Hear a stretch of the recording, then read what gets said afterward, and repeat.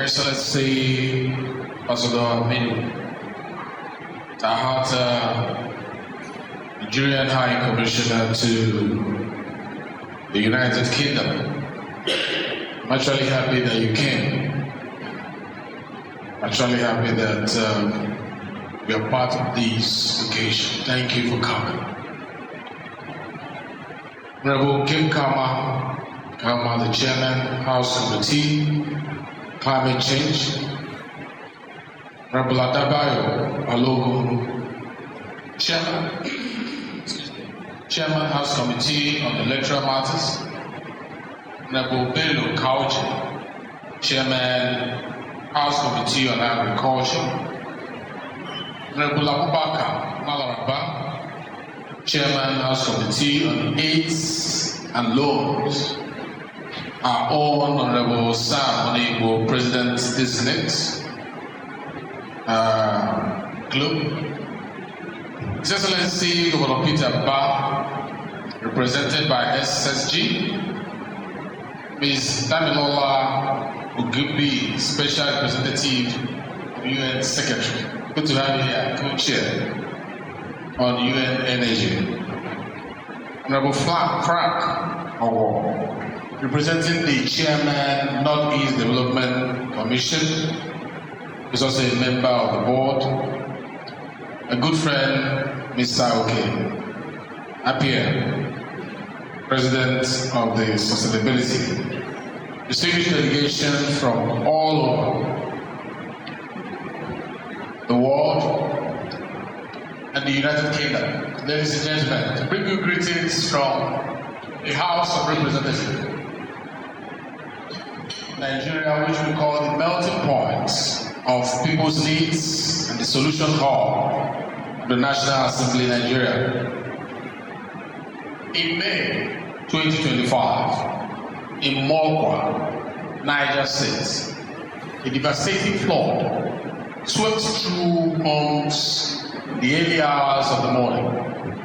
Families who had gone to bed expecting rain woke up, find their homes submerged. Loved ones missing, livelihood destroyed, and the entire neighborhood displaced. I hope this microphone is being pushed down. Over 500 people were dead, while 600 were missing. Among those affected was a young man named Ndagi, who joined other youths in searching the rubble for survivors and helping relocate families to safety. For him, climate change was not a policy paper. It was not a distant projection or an international negotiation. It was the loss of relatives, the destruction of homes, interruption of livelihood, and the painful uncertainty where families will sleep the next night.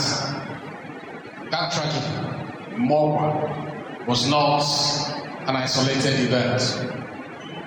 Across Nigeria, farmers are confronting irregular rainfall and declining yields.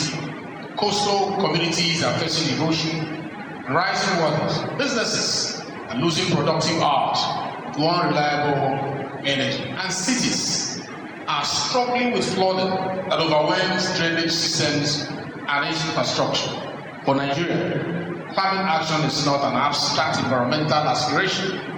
It is about whether a farmer can harvest despite changing rainfall pattern, whether a family can access affordable and reliable electricity, whether a young person can find dignified work in a modern economy, whether our cities can withstand floods, whether Africa's largest economy can industrialize without reproducing the environmental vulnerabilities of the past.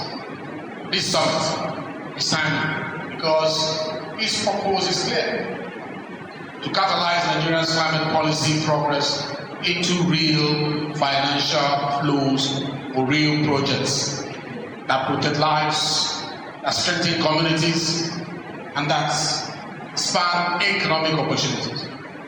I commend Globe International for its enduring leadership in advancing legislative action across the world, sustainability for its vision, discipline, and commitment to bridging the gap between climate policy and green capital.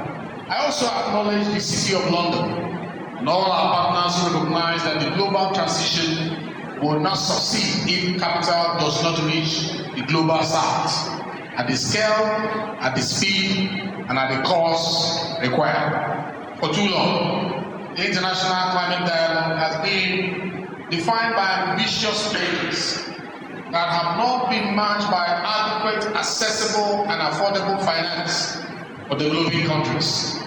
Yet, Nigeria is not here merely to restate a need. We are here to present an opportunity. Nigeria is not asking investors to finance ambition alone.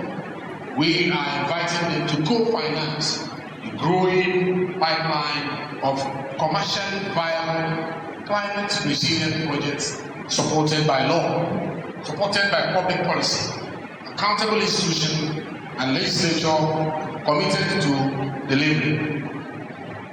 At COP26, Nigeria announced its commitment to achieve net zero emission by 2060 through the National Energy Transition Plan, which had been mentioned by Right Honorable when he was making his speech. Our country has set out a development-centered pathway that seeks not only to reduce emissions, but also to expand energy access, reduce poverty, create jobs, power industry, and build a more resilient economy.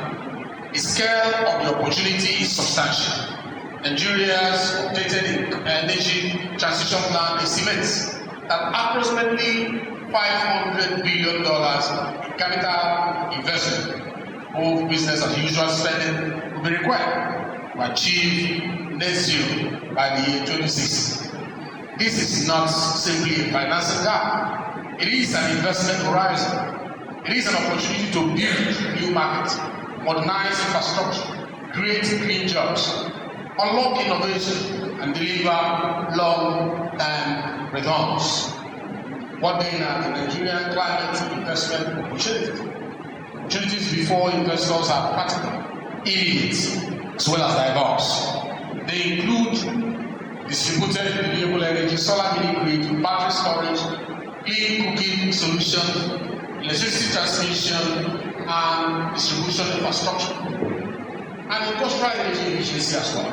They include climate smart agriculture, irrigation, cold chain logistics, food processing, and resilient rural infrastructure. Investment that can strengthen food security while improving income for millions of Nigerians.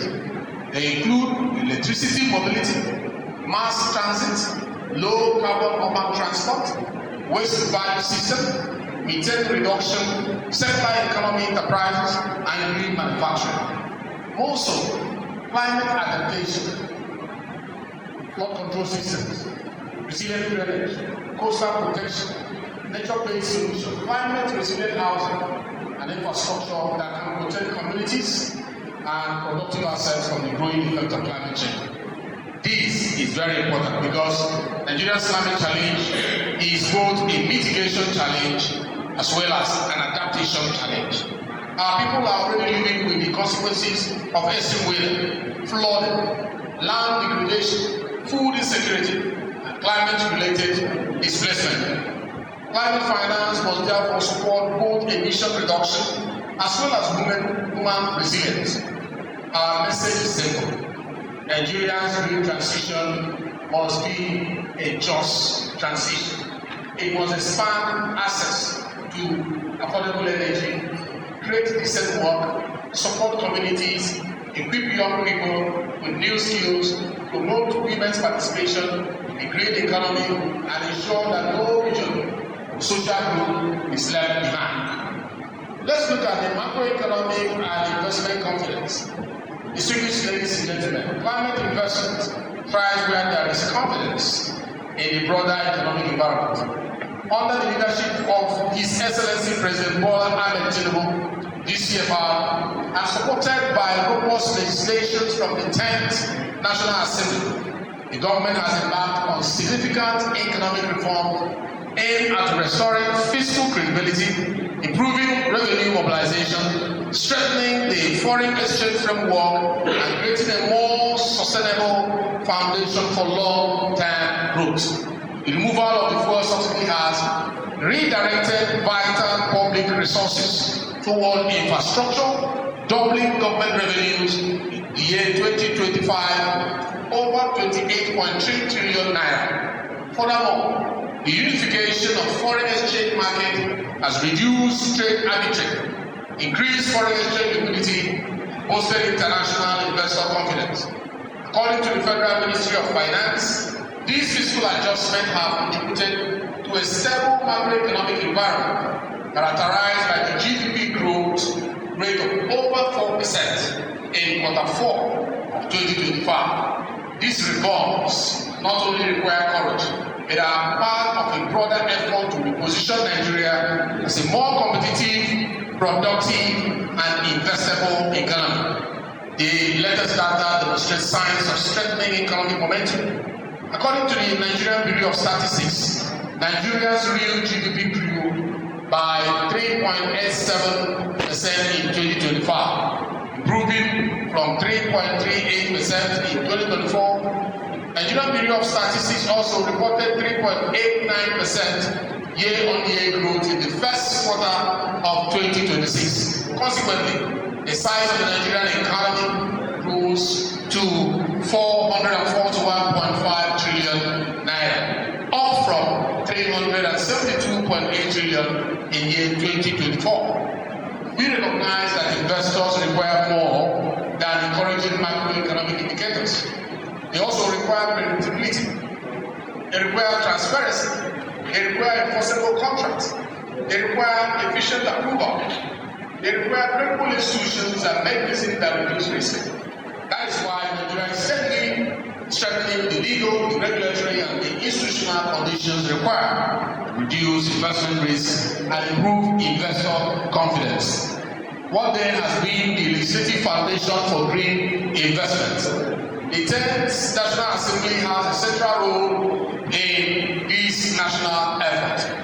The Climate Change Act provides Nigeria with an important legal framework for climate governance, for carbon budgeting, for emission reporting, for climate action planning, and the development of market-based mechanisms that can support low carbon growth. It gives institutional expression to Nigeria's climate ambition and creates a framework through which government, businesses, and civil society can pursue coordinated action. The Electricity Act has also opened a new chapter in Nigeria's power sector by enabling greater decentralization and expanding the scope of state electricity markets and private sector participation. It has created fresh opportunities for subnational governments, investors, and innovators to develop electricity solutions that respond to local needs. This is particularly relevant to Lagos State and other subnational governments. States are increasingly positioned to become engines of green investment through project origination, land facilitation, demand aggregation, transparent procurement, urban planning, and partnerships with private capital. The National Assembly understands that legislation must not remain a statement of intent. It must become an instrument of delivery. Accordingly, we are committed to using our power of lawmaking, our power of appropriation, our oversight function to achieve the following. Number one, strengthen continuously the implementation of the Climate Change Act. Number two, monitor climate-related public expenditure and projects delivery. Number three, support the development of credible carbon market and green finance framework. Number four, promote legislative reform that improve investor protection, asset security, and contract enforcement. The next is encourage transparent and efficient approval process for green projects. Also, support the expansion of state-level electricity markets and convene sustained dialogue on government, investors, development partners, and communities. Lawmakers are not just observers of the climate crisis, but architects of the legal certainty and public accountability required for a resilient, competitive, and sustainable economy. We should be looking at moving from policy to bankable projects.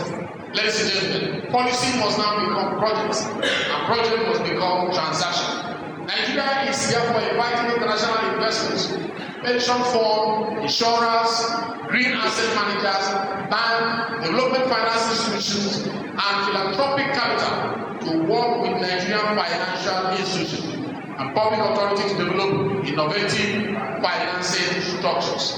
We require a blended finance model that combine public, private, and concessional capital. We require green guarantees. We require first loss facilities, political risk insurance, local currency financing, project preparation support, and credit enhancement instruments that can use the cost of capital for viable green projects.